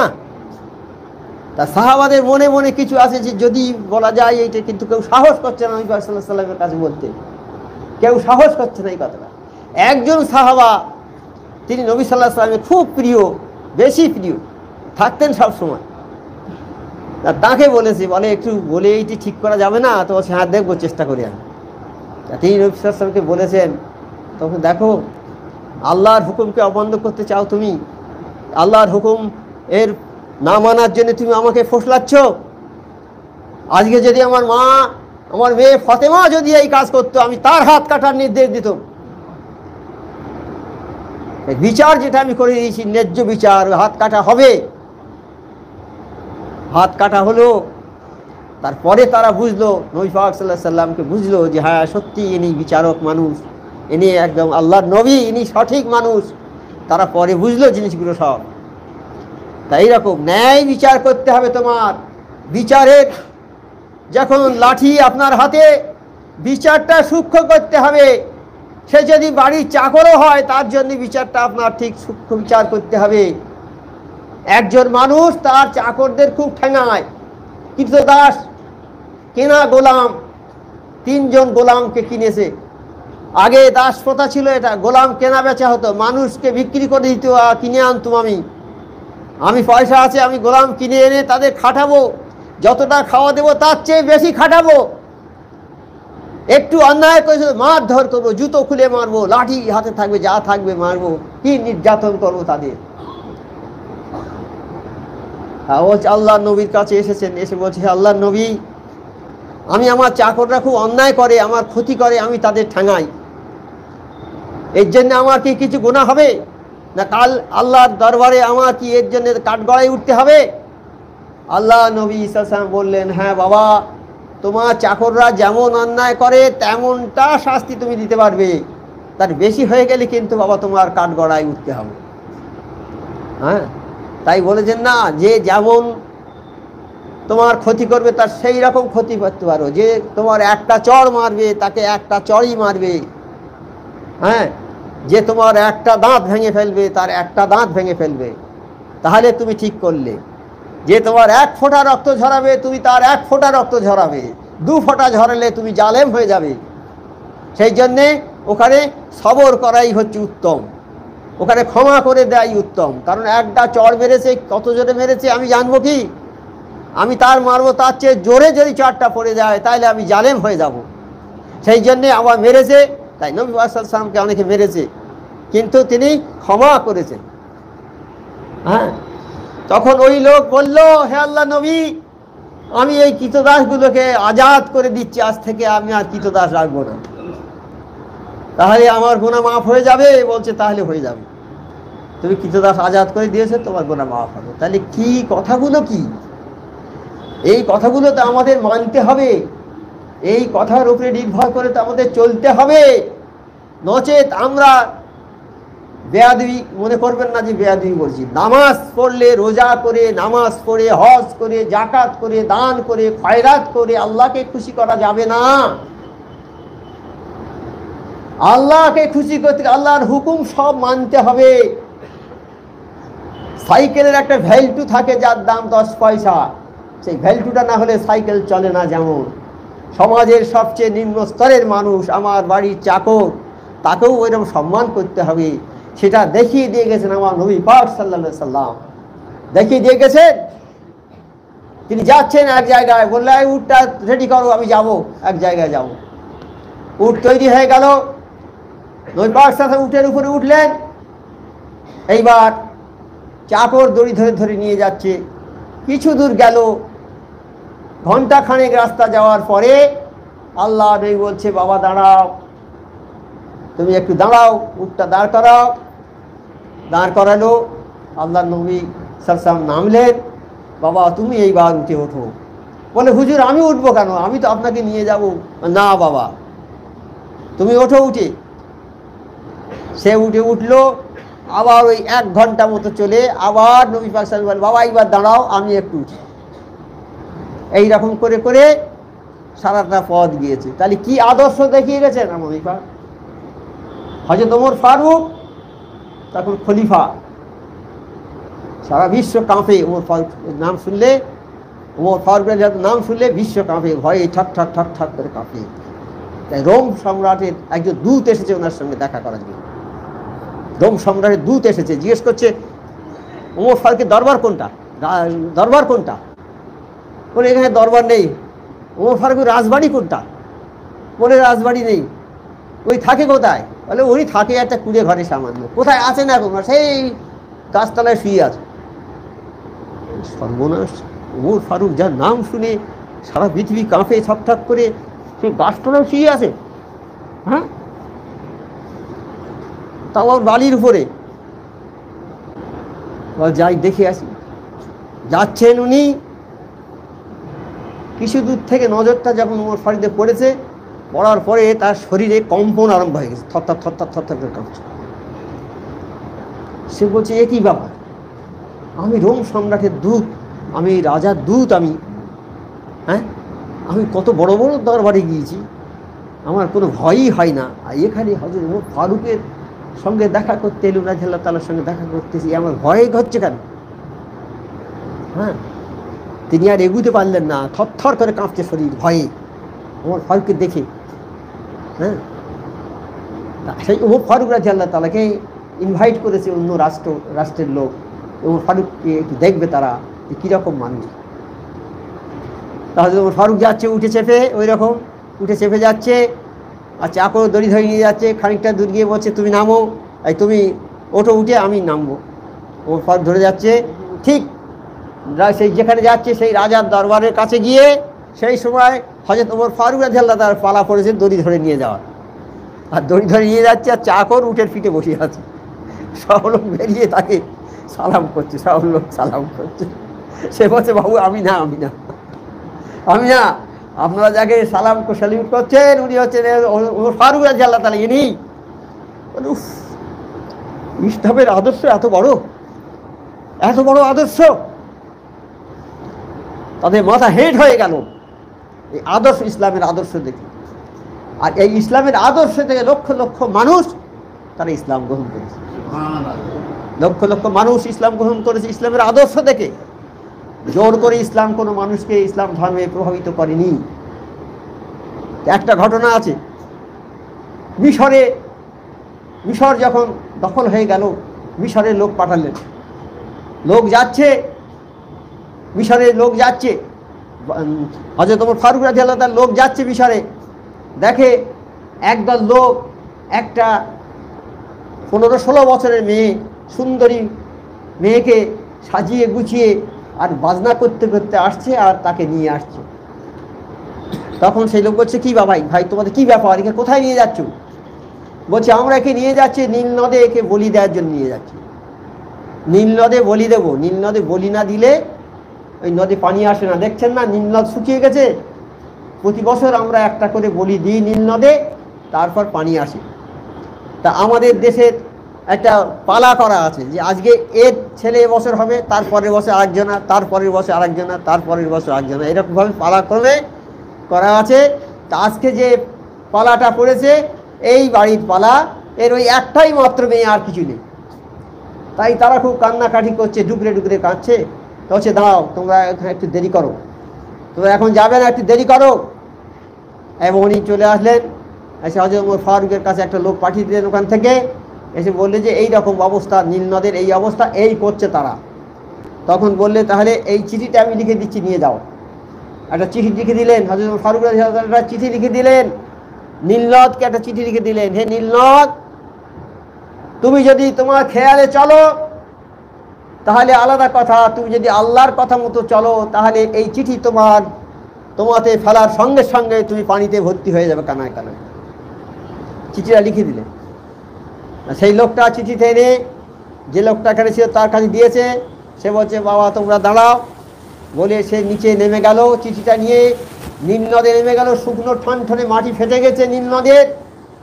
চিঠিটা নিয়ে সে নীল নদ, তুমি যদি তোমার নিজের খেয়ালে চলো তাহলে তোমার কিছু বলার নেই, আর যদি তুমি আল্লাহর হুকুম মতো চলো তাহলে এই চিঠি ফেলার সঙ্গে সঙ্গে যেন তুমি পানিতে কানায় কানায় ভরে যাও। ওই চিঠি ফেলে দিয়ে আসা দৌড়ে চলে আসছে, তীরে আসার আগেই পানি এসে তার পায়ে ছুঁয়ে গিয়েছে। নাগা করে পানি এসে সমস্ত নিম্ন কানায় কানায় ভর্তি হয়ে গেল। আর এই দৃশ্য দেখার জন্যে দুই পাড়ে লক্ষ লক্ষ লোক তারা দাঁড়িয়েছিল এই দৃশ্য দেখার জন্য, এইটা দেখার জন্য। আর তারা এইটা দেখে সঙ্গে সঙ্গে তারা কলেমা পড়ে মুসলমান হয়ে গেল, লক্ষ লক্ষ মানুষ। তাহলে ওলি আল্লাহদের, তাহলে হযরত ওমর ফারুক রাদিয়াল্লাহু তাআলা তাদের কীরকম ছিল আখলাক, আমার নবী পাক সাল্লাল্লাহু আলাইহি সাল্লামের কীরকম ছিল আখলাক। তারা মানুষকে সম্মান দিত, ইজ্জত দিত, হ্যাঁ সবাইকে ইজ্জত দিত, কিন্তু আমরা সেই ইজ্জতটা দিতে পারিনি। আমি যদি একটু লেখাপড়া শিখি তো আমার নিচের তলার লোকে তাদের মনে করবে কী জানে এরা, কিছু না, এরা চাকর বাকর হোক, তাদের সঙ্গে ভালো ব্যবহার করতে হবে। চাকরের হক যেটা আছে সেটা দিতে হবে। চাকরের হক আছে, ছেলের হক আছে, বিবির হক আছে, মা বাপের হক আছে, প্রত্যেকের হক আছে, প্রত্যেকের হক আদায় করতে হবে। হক আদায় না করলে কাল কিয়ামতের ময়দানে ওরাই আল্লাহর কাছে ফরিয়াদ করবে যে আল্লাহ আমাদের অনেক হক আছে আদায় করিনি, সেই হকগুলো আমরা চাই। তখন কি হবে? আল্লাহ ফেরেশতাদের বলে দেবে, ফেরেশতারা এই ব্যক্তির কাছে ওরা ছেলেরা হক পায়, ওনার বিবি হক পায়, পাড়ার লোকেরা হক পায়, সব হক যারা যারা পায় তাদের হক আদায় করে দাও। কি দিয়ে আদায় করে দেবে? ওনার যে নেকি আছে সেই নেকি দিয়ে দিয়ে সবাইকে আদায় করে দাও। তখন ওই নেকি দিতে দিতে সব শেষ হয়ে যাবে। তখন ফেরেশতারা বলবে, আল্লাহ এ তো নেকি আর নেই, কি হবে? বলে যারা পাওনাদার বাকি আছে তাদের গোনাগুলের ঘাড়ে চাপিয়ে দাও সব। তাহলে হক নষ্ট করার কি পরিণাম? হক নষ্ট আমরা তো হামেশাই করি। আমার 3টে ছেলে 3টে মেয়ে, আমি জমিগুলো সব 3টে ছেলের নামে লিখে দিয়ে যাচ্ছি, মেয়েদের কিছু দিচ্ছি না। তারা বলে, আব্বা আমাদের জমি একটু দিলে না? বাবা তোদের তো বিয়ে দিছি, আবার তোদের তো সব জিনিসপত্র দিছি, এটা সেটা দিছি, তোদের তো সব করে দিছি, আবার কেন বাবা? কিন্তু এই যে হক নষ্ট হয়ে গেল, এই হকের জন্য কাল কিয়ামতের ময়দানে কিন্তু দাঁড় করাবে, কাঠগড়ায় তুলে দেবে। এই সাবধান হয়ে থাকুন, বিচার সূক্ষ্মভাবে করতে হবে। বিবিকে মেরেছেন অন্যায়ভাবে, সেসব লেখা হয়ে গেছে, খাতায় লেখা আছে। আমরা ভুলে গেছি, বিবিকে মেরে শয্যাশায়ী করে দিয়েছি অন্যায়ভাবে। বিবি কিছু মনে করেনি, আমার সংসার করতে হবে। দরবারে ফোন করেছে, হুজুর আমাকে মেরে শয্যাশায়ী করে দিয়েছে। দরবার থেকে হুজুর কেলা বলছে, মা তুমি মুখ খুলবে না, যত মারুক সহ্য করো মা, তোমার স্বামী যত মারুক তুমি সহ্য করো, মুখটা খুলবে না মা। সে মুখ না খুলে সেইভাবে সহ্য করে আছে। এখন মিটে গেছে, এখন সে ভালো হয়েছে, কিন্তু তার উপরে যে অত্যাচার করেছে এই অত্যাচারটা আমরা ভুলে গেছি। আমার আল্লাহ পাক ভোলেনি, সেগুলো সব খাতায় লেখা আছে, সব লিখে রেখেছে। যার প্রতি অন্যায় আমি করব তার সেই অন্যায় বিচারটা আল্লাহ পাক করবেন। আর যদি এমন তার কাছে ক্ষমা চেয়ে নিই তাহলে আল্লাহ মাফ করে দেবেন। তাহলে এই সবগুলো করা যাবে না। 3টে মেয়ে হয়েছে পরপর, স্ত্রীর 3টে মেয়ে হয়েছে পরপর, এইবার পেটে সন্তান এসেছে, বলছে তোমার যদি ছেলে না হয় তোমাকে তালাক দিয়ে দেবো। দেখুন কত বড় দুঃসাহস! এই সন্তান দেয়া এ তো আল্লাহর ইচ্ছা নাকি কারো ইচ্ছা? কি আল্লাহ পাক যাকে দেবে সন্তান সেই পাবে, যাকে দেবে না সে পাবে না। কত লোকের সন্তান নেই, কোটিপতি মানুষ, তাদের কি আফসোস, কি দুঃখ তাদের। তারাই বুঝবে, যাদের সন্তান নেই তারা বুঝবে, কিন্তু যাদের সন্তান আছে তারা কি ওই কষ্ট বুঝতে পারবে? পৃথিবীর শ্রেষ্ঠ সম্পদ হচ্ছে ওই সন্তান। যার সন্তান নেই সে তো ডুকরে ডুকরে কাঁদছে সবসময়, আল্লাহর কাছে ফরিয়াদ করছে, আল্লাহ আমার সন্তান দাও, সন্তান দাও। আল্লাহ যাকে দেবে সে সন্তান পাবে।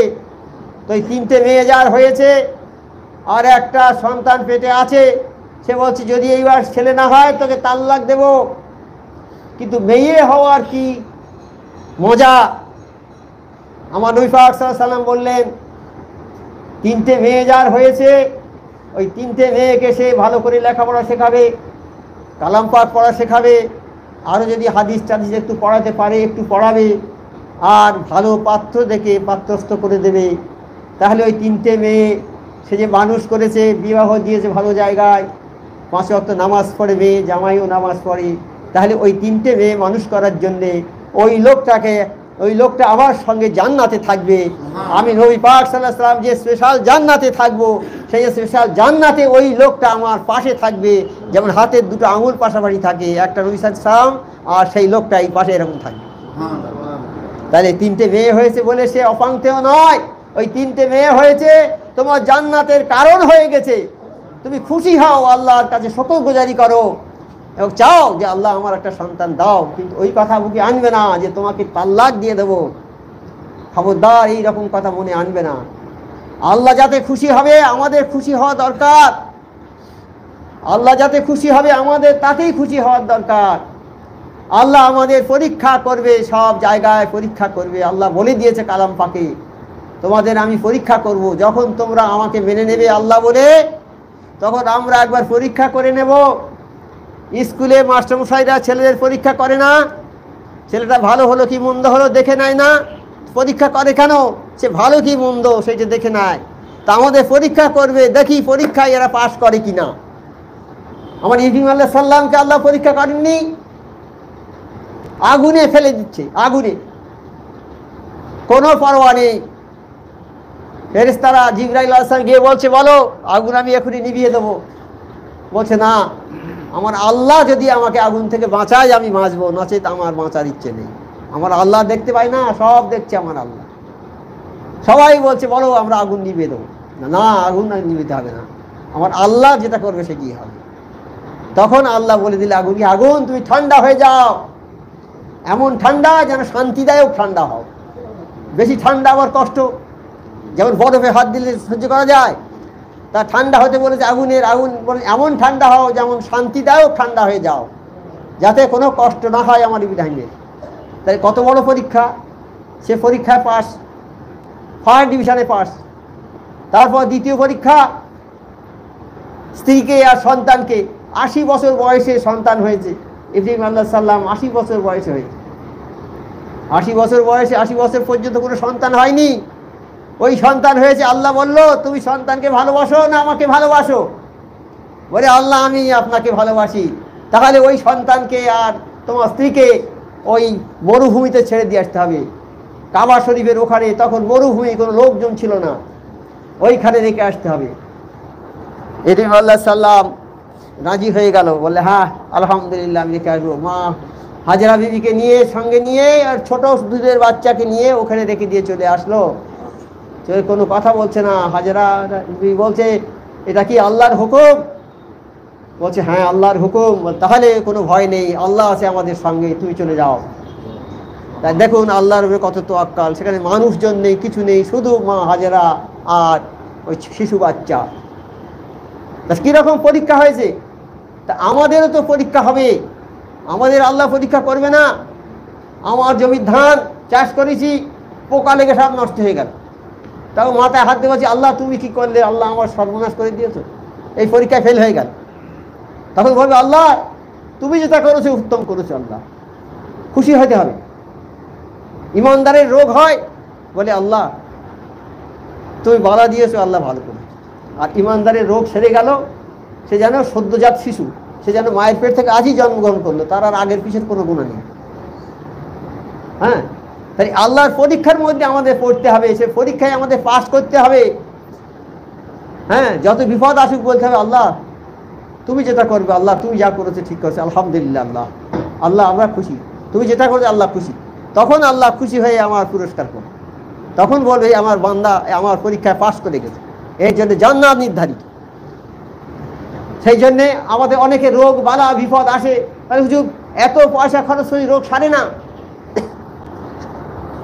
রোগ আল্লাহর পরীক্ষা, আল্লাহ পরীক্ষা করবে না। রোগ বিপদ আপদ দিয়ে জানের ক্ষতি, সন্তানদের ক্ষতি, এইসব ক্ষতি করে সন্তান মরে যাবে, এই তোমাকে সবর করতে হবে, আল্লাহর উপরে সবর এখতিয়ার করতে হবে। হ্যাঁ, তাহলে আল্লাহ তখন বুঝে নেবে যে না এ আমাকে ভালোবাসে, তা আপনার জন্য তখন জান্নাত ঠিক করে রেখে নির্ধারিত থাকে। মোমেন বান্দার জন্য জান্নাত নির্ধারিত। মোমেন বান্দা কি করেছে?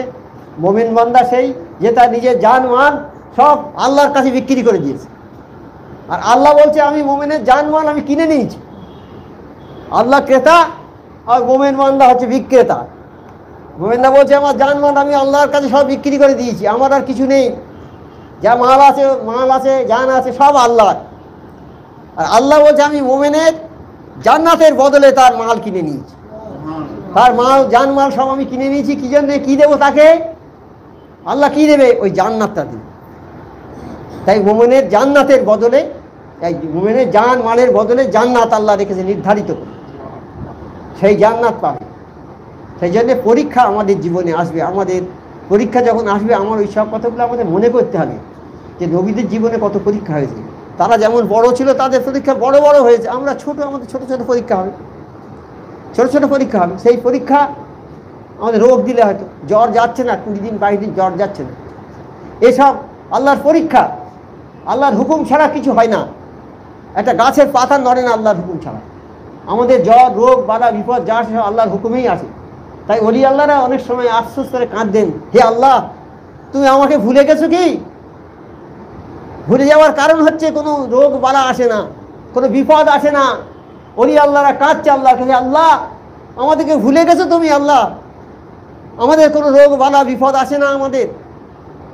তাই রোগ বালা বিপদ যাদের আসে আল্লাহ তাদের ভালোবাসি বলে তাদের উপরে দেয়, আর সেই ভালোবাসার উপরে ইস্তেকামাত থাকতে হবে, অর্থাৎ কায়েম থাকতে হবে, তাহলে আল্লাহ খুশি হবে। আর যে কষ্ট পাবে সে কামিয়াবি হয়ে যাবে। আর 5 ওয়াক্ত নামাজ পড়তে হবে। আল্লাহর হুকুম, ওই সেজদা, আল্লাহ বলেছে আমি জিন আর ইনসানকে সৃষ্টি করেছি আমার ইবাদত বন্দেগী করার জন্য। তাই 5 ওয়াক্ত নামাজ পড়তে হবে।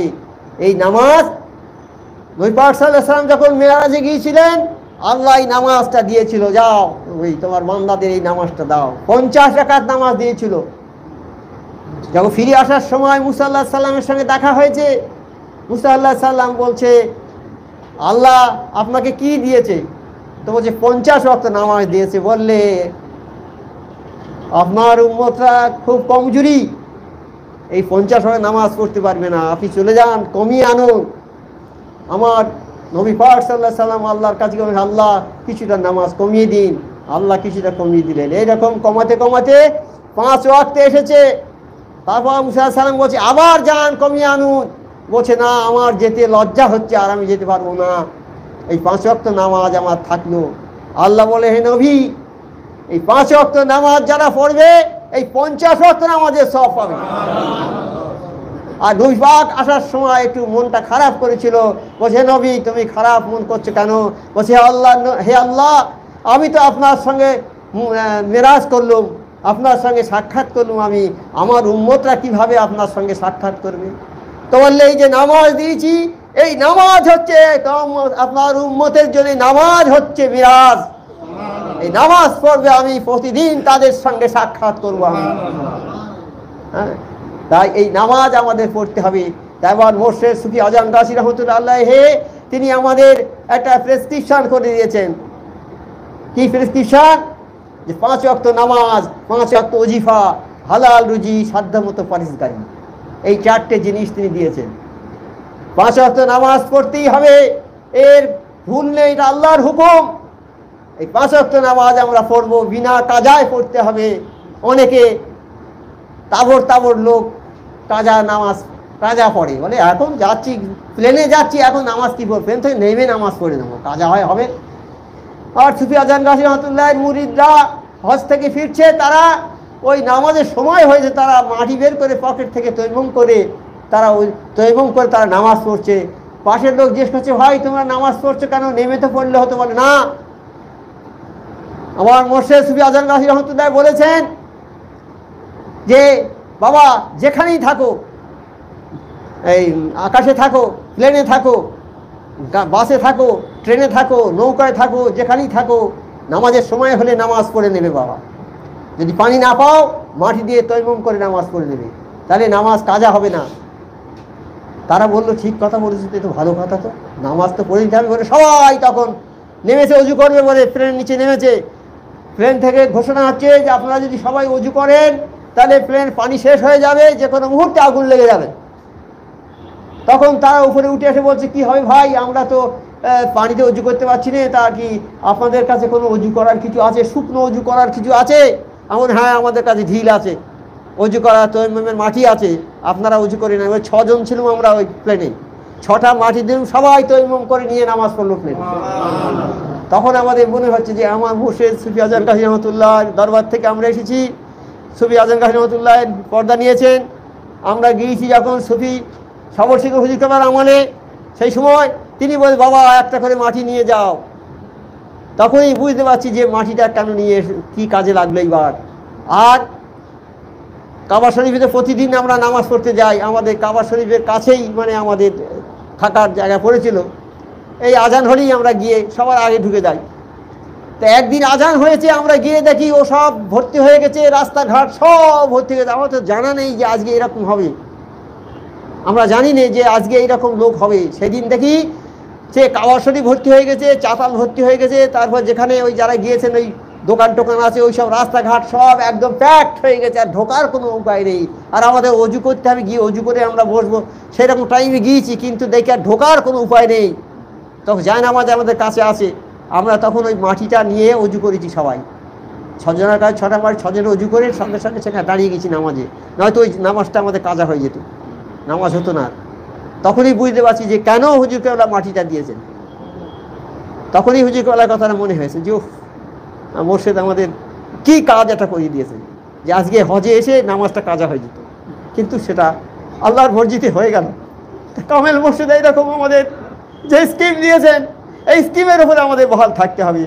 5 ওয়াক্ত নামাজ সুফি আজহার গাজী রহমতুল্লাহের নির্দেশ, সেই নির্দেশ পালন করেছেন শ্রী মুয়াজ্জিম কেবলা রহমতুল্লাহ আলাইহি। তারপরে সেই কথাই বলেছেন সুফি অফিসিকা রহমতুল্লাহি, সেই কথা বলেছেন সুফি সাবল সিংহা হুজিকা রহমতুল্লাহ। তাহলে এই হুজিকা একই কথা বলেছেন, আলাদা কথা বলেছেন? হ্যাঁ, সব একই কথা বলছেন। আর কিয়ামত পর্যন্ত একই কথা থাকবে ওলি আল্লাহদের মুখে। আর এই ওলি আল্লাহ সিলসিলাটা কিয়ামত পর্যন্ত ইনশাআল্লাহ থাকবে। আল্লাহ বলেছেন যে আমি এই কালাম পাক আমি নাযিল করেছি, আমি এর সংরক্ষণ করব, কিয়ামত পর্যন্ত আমি এই কালাম পাক সংরক্ষণ করব। তা কালাম পাক যদি কিয়ামত পর্যন্ত সংরক্ষিত থাকে, ইনশাআল্লাহ তাআলা আমাদের ওজিফা কিয়ামত পাক সঙ্গে থাকবে। আর ওজিফা যেহেতু থাকবে, আবার এই হক্কানি দরবার ইনশাআল্লাহ কিয়ামত পর্যন্ত সংরক্ষণ করবে। আল্লাহ পাক আমাদের সবাইকে তৌফিক দিক, কালাম পাকের হুকুম মানা, মুর্শিদের হুকুম মানা, নবী পাক সাল্লাল্লাহু আলাইহি ওয়াসাল্লামের হুকুম মানা। আর একটা জিনিস, তাকওয়া পরহেজগারি, 5 ওয়াক্ত নামাজ, 5 ওয়াক্ত হালাল রুজি। হালাল রুজি না হলে কোনো কিছুটাই গ্যারান্ট হবে না, আল্লাহ গ্যারান্ট করবে না। রুজি হালাল যদি হয় তবে তোমার নামাজ, রুজি যদি হালাল হয় তবে তোমার রোজা, রুজি যদি হালাল হয় তবে তোমার হজ, রুজি যদি হালাল হয় তবে তোমার হজ, তা যাই কিছু নেক কাজ করো, তোমার রুজিটা হালাল চাই। আর সাধ্য মতো পরহেজগারির কথা হলো আল্লাহর ভয়। আল্লাহর ভয় যদি তোমার মধ্যে থাকে, তাহলে তুমি আর কোনো কিছু করতে পারবে না, চুরি করতে পারবে না, ডাকাতি করতে পারবে না। আল্লাহর ভয় যদি থাকে, তুমি কারো একটা খারাপ কথা বলতে পারবে না। আল্লাহর ভয় থাকলে তুমি হারাম মাল খেতে পারবে না। আল্লাহর ভয় থাকলে তুমি ওজনে কম দিতে পারবে না। আল্লাহর ভয় থাকলে তুমি টাকা চুরি করতে পারবে না। আল্লাহর ভয় থাকলে তুমি স্ত্রীকে মারতে পারবে না। আল্লাহর ভয় থাকলে চাকরের উপর অত্যাচার করতে পারবে না। আল্লাহর ভয় থাকলে পাড়াপড়শিকে খারাপ ব্যবহার করতে পারবে না। আল্লাহর ভয় থাকলে ফকির মিসকিনকে তুমি কিছু বলতে পারবে না। আল্লাহর ভয় থাকলে প্রতিবেশীর সঙ্গে খারাপ ব্যবহার করতে পারবে না। প্রতিবেশীর সঙ্গে যে খারাপ ব্যবহার করবে সে জাহান্নামী হয়ে যাবে। যার হাত আর জবান দিয়ে যেন প্রতিবেশী যদি কষ্ট পায়, সে জান্নাতি নয়, সে মোমেন নয়। মোমেনের খাতায় তার নাম থাকবে না, তার নাম থাকবে ওই জাল্লাদের খাতায়। যে যার হাত দ্বারা আর জবান দ্বারা যার প্রতিবেশী কষ্ট পায়, হাত দ্বারা আমি মারলাম অথবা হাত দ্বারা তার জায়গা ঠেলে নিলাম, জবানের দ্বারা আমি যদি সাক্ষী দিই, সে একটা কেসের সাক্ষী মিথ্যে করে দিই, তার হয়তো জেল হয়ে যাবে সেই সাক্ষী আমার মুখের কথায়। জবানটা কত খারাপ হয়ে গেল সেখানে। তাই জবান দ্বারা আর হাতের দ্বারা যদি কেউ কষ্ট পায়, তো সেই লোক মোমেন নয়, সে মোমেন নয়, মোমেনের খাতায় তার নাম থাকবে না। সেই জন্যে পরহেজগারি করতে হবে। পরহেজগারি মানে শুধু হালাল খাওয়া, নামাজ পড়া এটা নয়। মানুষের সম্মান করতে হবে, যে যেমন লোক তার সঙ্গে ভালো ব্যবহার করতে হবে, প্রতিবেশীর হক আদায় করতে হবে, মা বাবার সেবা করতে হবে, ভালোবাসতে হবে, সব কিছু করতে হবে। আল্লাহর হুকুম মানতে হবে, নবী পাক সাল্লাল্লাহু আলাইহি ওয়াসাল্লামের হুকুম মানতে হবে, আমার কামেল মুর্শিদের হুকুম মানতে হবে। আর এই কামেল মুর্শিদ যে হুকুম দিয়েছেন সে ওই আল্লাহর হুকুম। নবী পাক সাল্লাল্লাহু আলাইহি ওয়াসাল্লাম যে কথা বলে গেছেন সব আল্লাহরই হুকুম। এনারা নতুন কিছু বলেন না। 1,24,000 পয়গম্বর যা বলেছেন সব আল্লাহর কথা বলেছেন, সব এক কথা, যা বলেছেন একই কথা। আর এই বর্তমান জামানায় যারা ওলি আল্লাহরা আছেন তারাও তাদের সেই কথাটাই আমাদের কাছে বলে দিচ্ছে, বাবা তোমরা এইভাবে চলো, 5 ওয়াক্ত নামাজ পড়ো, 5 ওয়াক্ত ওজিহা পড়ো, হালাল রুজি খাও, সাধ্য মতো পরহেজগারি করো, তাহলে আল্লাহ বেহিসাব জান্নাতি করে দেবে, বেহিসাব জান্নাতি করে দেবে। আল্লাহ পাক আমাদের সবাইকে 5 ওয়াক্ত নামাজ, 5 ওয়াক্ত ওজিফা, হালাল রুজি, সাধ্য মতো পরহেজগারি করার তৌফিক দান করুন। আজ এই রমজান মাস এসেছে, এই রমজান মাসের 30টা রোজা যেন আমরা আল্লাহর হুকুম মতো সেহরি, আল্লাহর হুকুম মতো ইফতার সঠিক সময়ে যেন করতে পারি। হে আল্লাহ তুমি আমাদের সে তৌফিক দিও।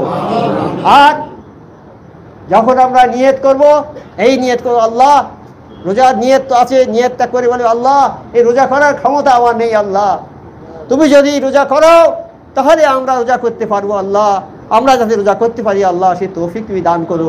এই বলার পরে 2-3 বার হাক্কানি দরুদ শরীফ পড়ে দেবেন। হ্যাঁ, দেখবেন রোজা আল্লাহ করিয়ে দেবে। আমরা যদি কেউ বলি আমরা রোজা করব, আমরা রোজা করতে পারবো না।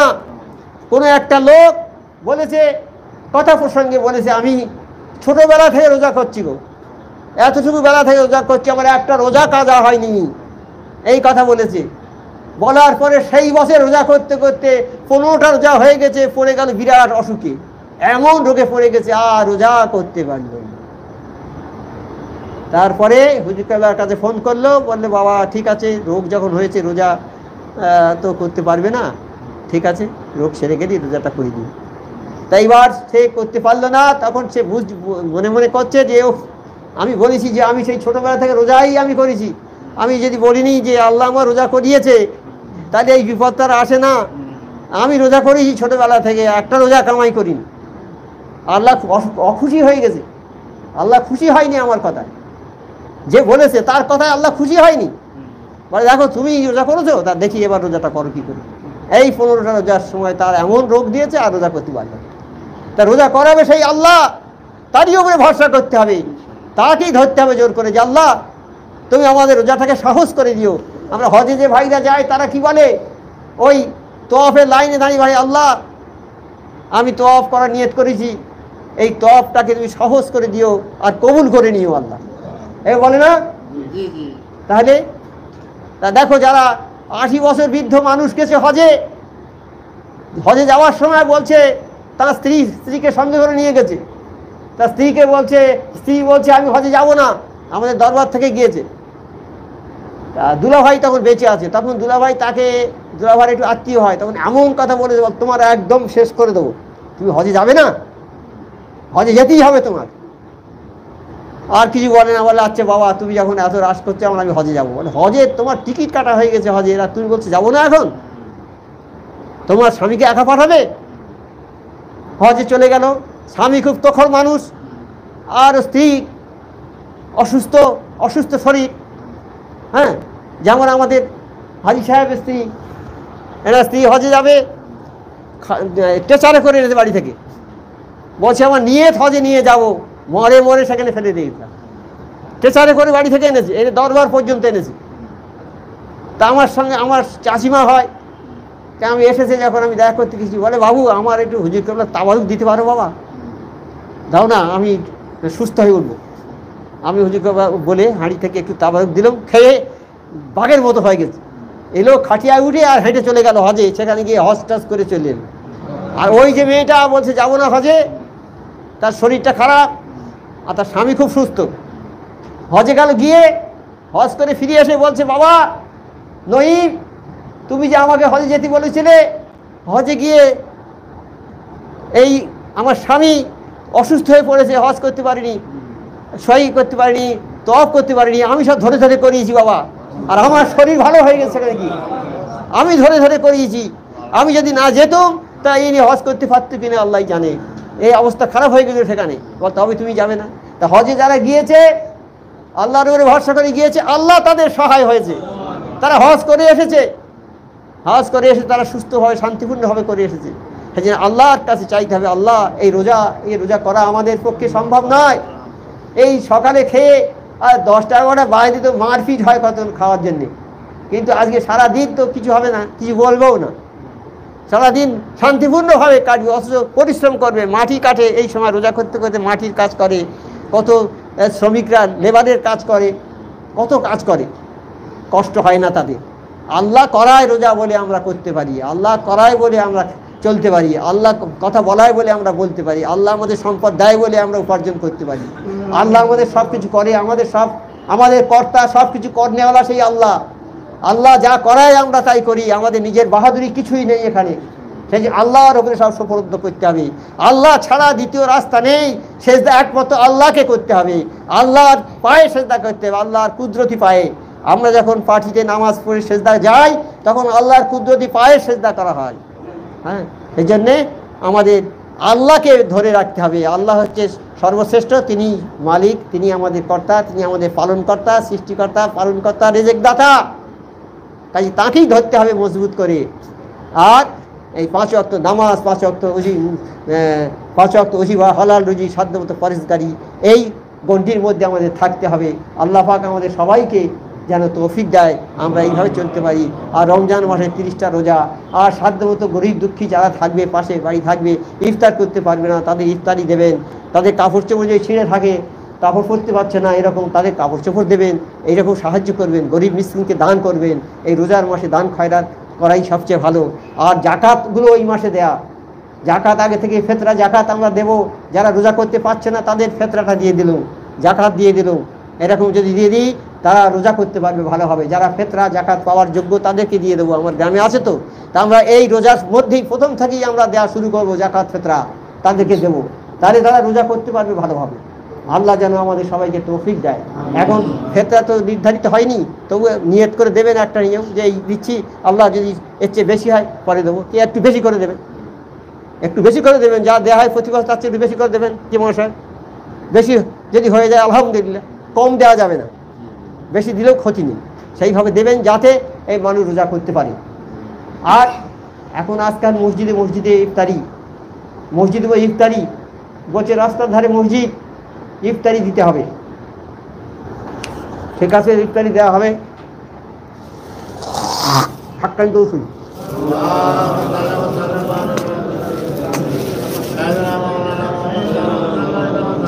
হ্যাঁ ইফতারি দেওয়া হবে, বলছে যে রাস্তার ধারে মসজিদ, রাস্তার লোক যাবে রোজার সময়, যারা আসে তাদেরকে ইফতারি খাওয়াতে হবে।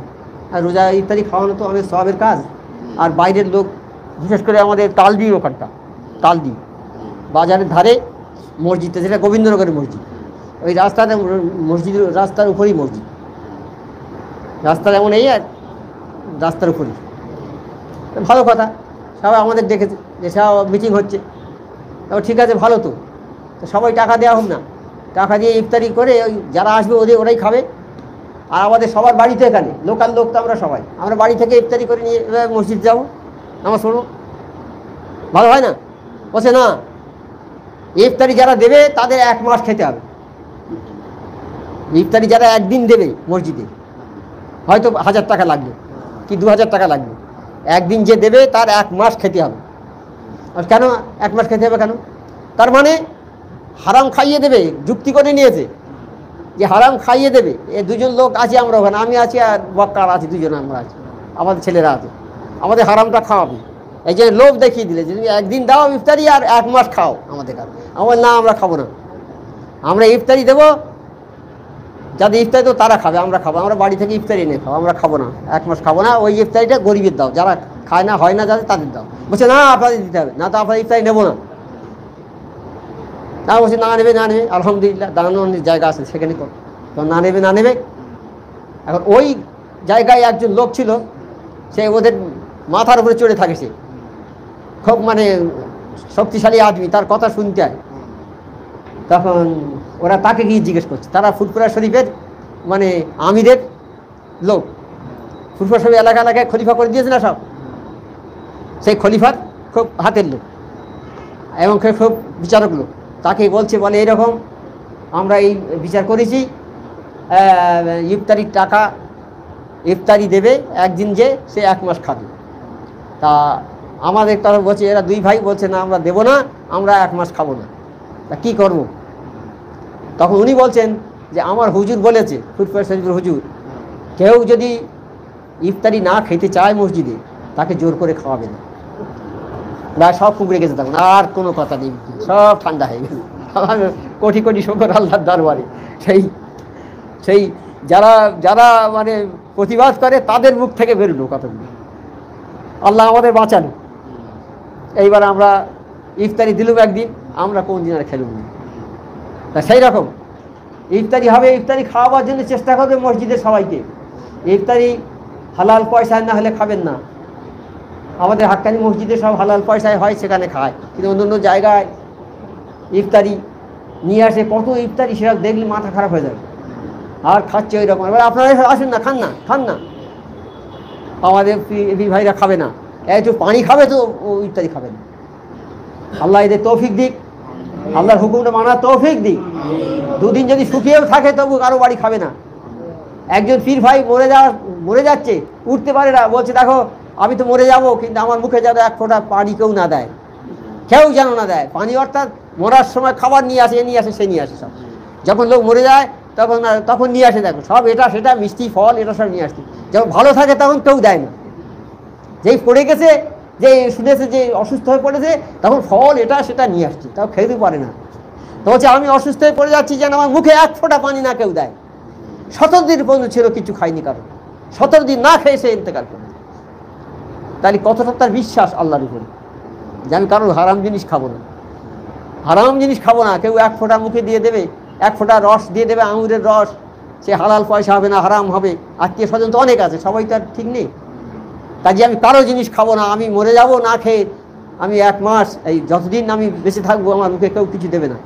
17 দিন পর্যন্ত ছিল না খেয়ে, তারপরে ইন্তেকাল করে। তাই দেখুন এইরকম যেন আমাদের তৌফিক দেয় আল্লাহ। খেয়ে মরে যাব কিন্তু হারাম যেন না খাই আমরা, হ্যাঁ, আমরা যেন হালালের উপর থাকতে পারি, আল্লাহ যেন আমাদের তৌফিক দেয়। আর রমজান মাসের রোজাটা যেন ভালোভাবে করতে পারি, আল্লাহ যেন সে তৌফিক দেয়। সেহরি ইফতার যেন সঠিক সময়ে আমরা করতে পারি, যেন আমাদের ছেলে মেয়ে বি বাচ্চা সবাইকে নিয়ে যেন আমরা রোজাটা ঠিকমতো পালন করতে পারি, আল্লাহ যেন আমাদের তৌফিক দেয়। হাক্কানি করে শরীফ করুন।